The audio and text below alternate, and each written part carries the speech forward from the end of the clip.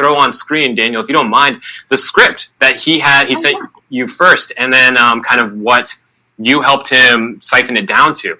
And despite the fact that maybe we're not going to take the time to read the entire script, what I want our audience to recognize is how much less of a word count your revision is.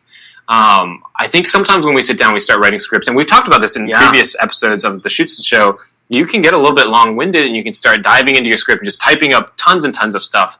But what you did, Michelle, here, and we can go back to Michelle here, Daniel, if you'd like. What we did here is actually what you did here, sorry, not what we hear. I'm not going to take any of this credit here. What you did here is actually amazing because you took a larger concept and you really simplified it to its key points, the key messages, and what you want your audience to take away.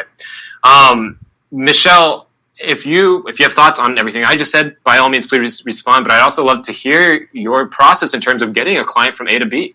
Yeah, so I think it's amazing because most of us, when you think about, all right, now I have to produce a show, or now I have to do business videos for my own business, how do you get started? And we all revert back to, how did we get taught to write papers in school, right? When we go to English class and we're writing a 10-page thesis on a story that we read, it turns out that it sounds like we're reading Pride and Prejudice out loud. So if you go back to anything that you wrote for school and you pick it up and you start reading it aloud, you say to yourself, what the heck?